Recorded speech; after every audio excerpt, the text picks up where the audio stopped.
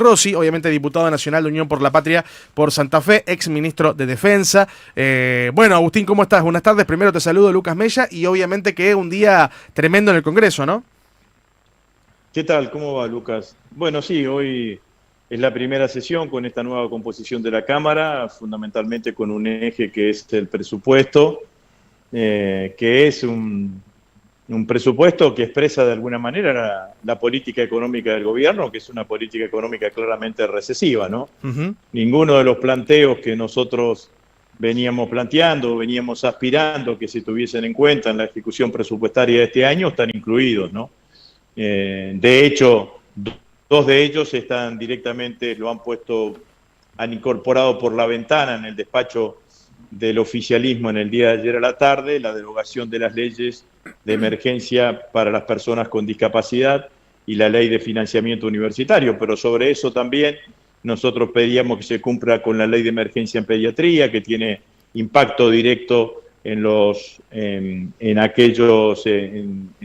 residentes pediátricos y fundamentalmente en todo lo que significa el funcionamiento del Garrahan. Y obviamente en nuestro proyecto de minoría hay una cantidad de artículos que tienen que ver con la concreción de la aspiración que no pudimos concretar el año pasado, que es Sí. un aumento de emergencia para los jubilados y los pensionados, que incluye la actualización del bono de 70.000 pesos que cobran los jubilados de la mínima. Bueno, los reclamos del resto de los sectores de la sociedad que no están representados por el Poder Ejecutivo, entre ellos los gobernadores, la coparticipación automática de los ATN, la coparticipación de los impuestos a los combustibles líquidos, Sí. también están incorporados en nuestro proyecto de despacho.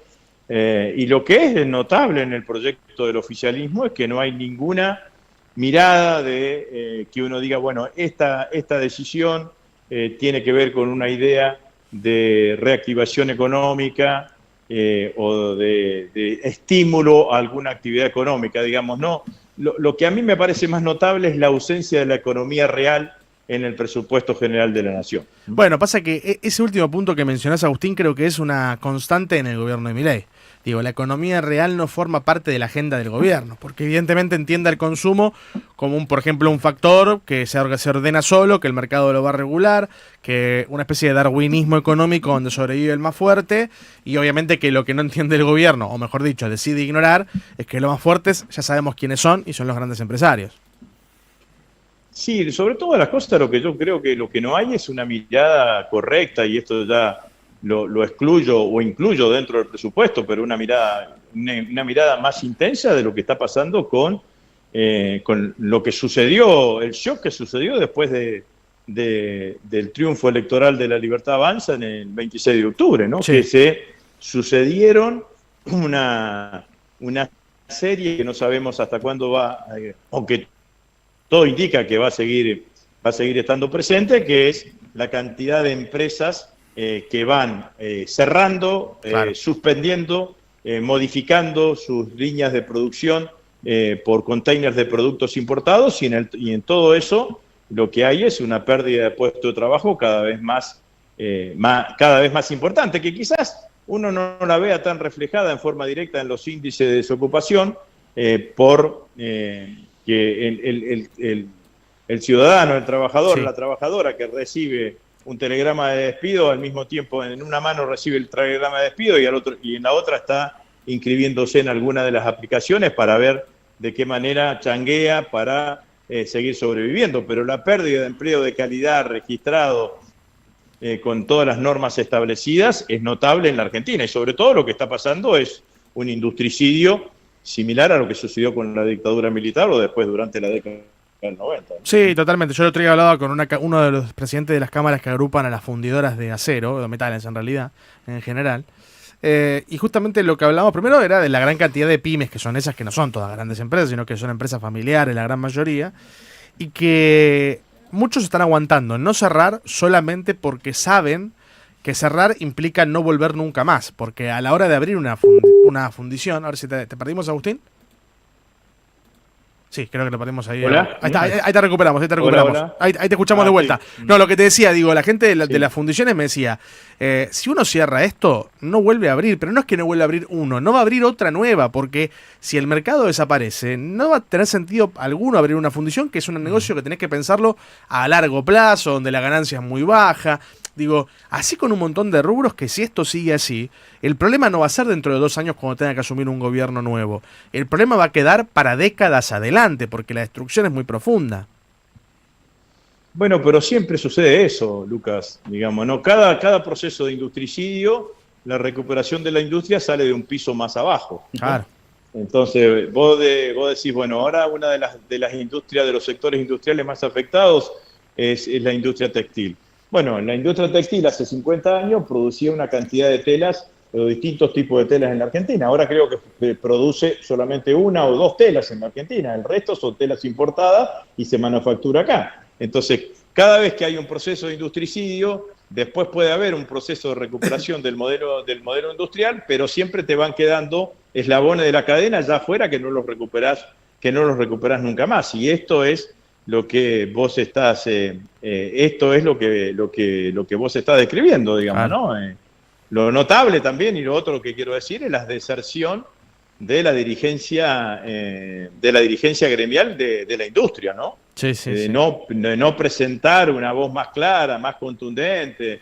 Están siendo llevados por delante por una política económica que está destruyendo las distintas cadenas industriales de la Argentina y permanecen con una tibia, tenue propuesta, lo cual también, bueno, es otra de las historias que hoy estamos viendo. Hoy el Senado empieza a discutir la reforma, la mal llamada ley de modernización laboral, que Sí. no es otra cosa que una ley de regresión laboral, donde todos sabemos, inclusive el mismo oficialismo lo dice, que no es una ley que va a estar destinada a generar nuevos puestos de trabajo. Entonces la pregunta es, ¿para qué está destinada?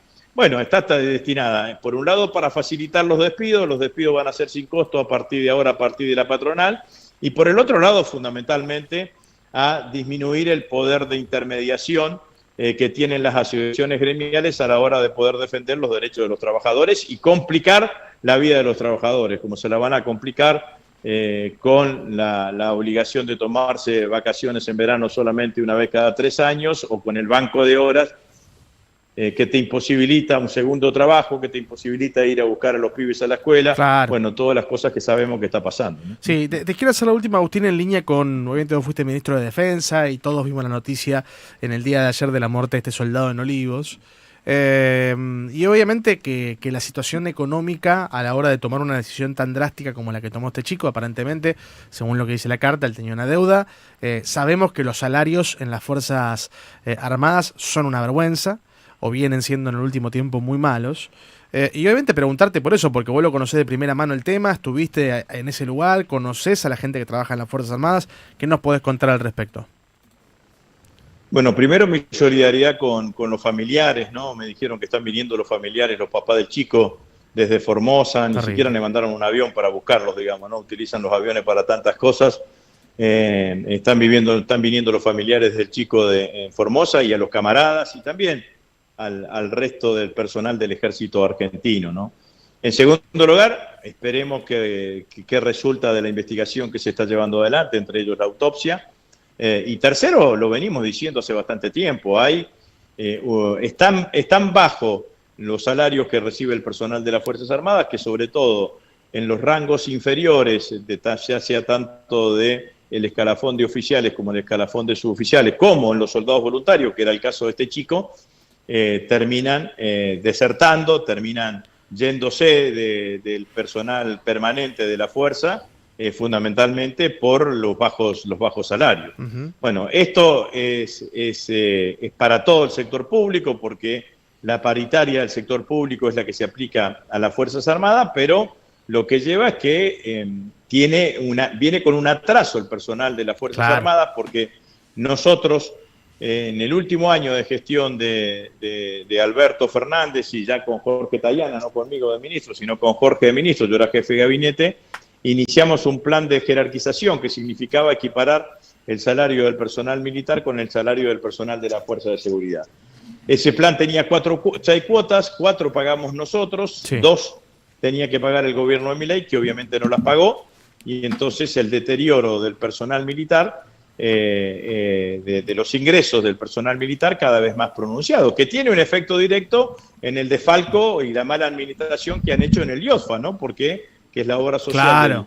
del personal militar y de la fuerza de seguridad, porque si hay menos salarios, hay menos aportes para el funcionamiento de esa obra social. Sí, Petri es un Bueno, desastre con me eso. parece que estamos parados en ese lugar. Lamentable lo que ha sucedido con este chico, pero es un hecho que veníamos planteando claramente desde hace bastante tiempo. Terrible, Agustín. Nos tenemos que ir a las noticias, pero gracias como siempre por el contacto. Y bueno, seguimos hablando en estos días porque evidentemente estas extraordinarias van a tener discusiones muy grandes. Yo llamo a todo esto una especie de nueva ley base, ¿viste? Porque te lo meten como 3, 4 leyes. Ley base, Claro. porque inclusive te están violando el artículo 20 de la Ley de Administración Financiera, que dice que no se puede derogar una ley dentro del texto de otra norma, Exacto. sino que una ley se tiene que derogar con una norma especial que se dedique a derogar esa ley. Bueno, y acá te metieron por la ventana con un artículo dentro del presupuesto la derogación de 2 leyes que fueron sancionadas por el Congreso y que son en beneficio de la comunidad universitaria y en beneficio de las personas con discapacidad, digamos, ¿no? Entonces la crueldad del gobierno es una crueldad máxima, ¿no? Totalmente. Agustín, gracias por el contacto. Bueno, muchas gracias, que sigan bien. Pasaba Agustín Rossi, diputado nacional de Unión por la Patria por Santa Fe y obviamente también ex ministro de Defensa.